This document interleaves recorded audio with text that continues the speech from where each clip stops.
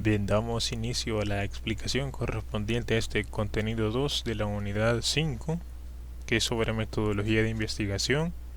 Vamos a definir lo que es el diseño de la investigación, los aspectos más esenciales de dicho contenido, que se divide en dos partes, lo que son las investigaciones de tipo experimentales y no experimentales. Hago una aclaración sobre esto, puesto que si usted investiga en una fuente adicional, o incluso abocándonos al libro que estamos utilizando de referencia, vamos a encontrar una serie de ejemplos. Sin embargo, para efectos de estudio, no vamos a profundizar a detalle en cada una de estas, ya que no nos interesa realmente aplicarla, porque estos se dirigen prácticamente a estudios de carácter superior, es decir, a nivel universitario o de una educación técnica, pero posteriormente a la educación media de bachillerato.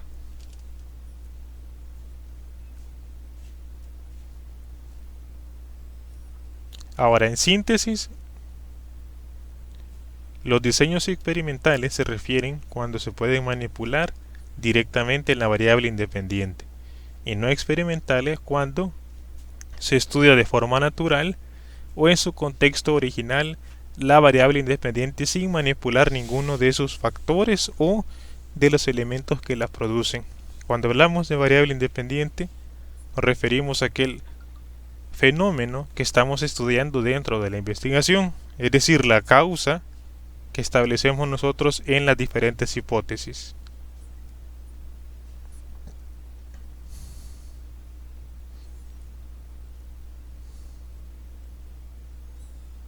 Primero tenemos las investigaciones con diseño experimental. Cuando hablamos de un experimento en términos científicos, sabemos que nos referimos a que se realiza una cantidad de pruebas determinadas con el fin de obtener ciertos resultados.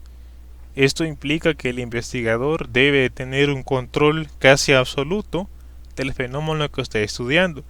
Por lo tanto, este tipo de diseño de investigación no es útil para el proceso de investigación que estamos desarrollando, porque nos interesa realizar un abordaje de manera objetiva, y esto implica que nos vamos a alejar de nuestro objeto de estudio lo más que sea posible, sin tratar de intervenir o de provocar o causar una consecuencia determinada de acuerdo a nuestro punto de vista o perspectiva académica.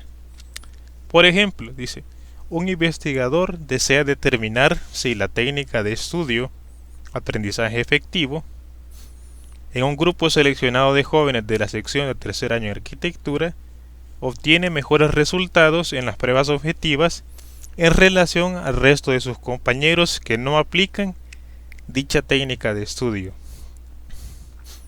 ¿Cuál es el factor realmente que está tratando de controlarse en este planteamiento, que es la técnica aprendizaje efectivo? Puesto que en realidad con sus compañeros no ha sido utilizada esta técnica. Es decir, que se ha intencionalmente manipulado, entre comillas, a un grupo de jóvenes dentro de una sección con la finalidad de comparar los resultados que se obtengan en relación al resto de sus integrantes. Es decir, este tipo de investigación con un diseño experimental no lo vamos a utilizar de momento. Procedemos con el segundo tipo de diseño de investigación, que son las no experimentales. Aquí realmente sí nos interesa comprender esto bien. ¿Por qué razón? Porque este tipo de investigación es la que estamos desarrollando. Cuando hablamos de un diseño no experimental, ¿a qué se refiere?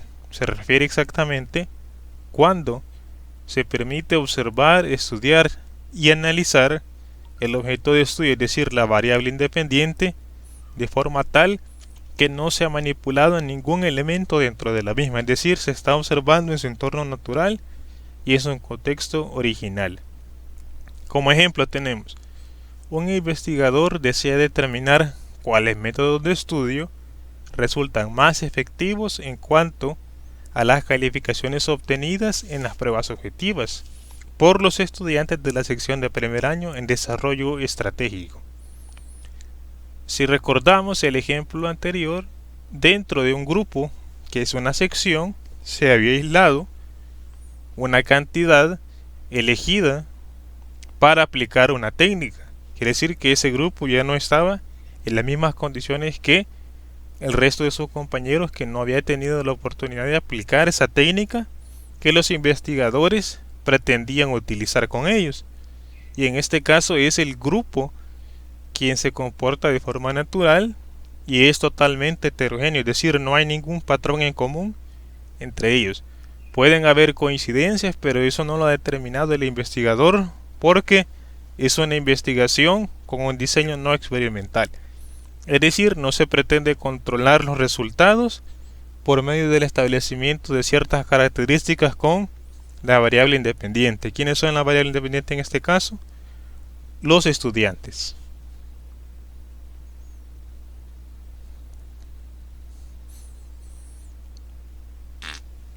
Para ser claro y definir entonces cómo lo vamos a trabajar, simplemente lo que vamos a agregar en este apartado, que es el capítulo 4 de nuestro proyecto de investigación, es lo siguiente: diseño de la investigación no experimental. Como lo acabo de mencionar, vamos a establecer que este es un diseño no experimental porque no se está controlando o manipulando ningún elemento de lo que es la variable independiente.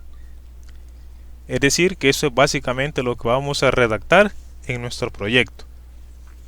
De momento, con esto finalizamos esta unidad. Posteriormente iremos explicando algunos elementos que están relacionados entre sí, como lo son los tipos de estudio, el diseño de la investigación, que debe a su vez coincidir con las hipótesis que fueron establecidas en el capítulo 3. Solamente con esto concluimos la unidad.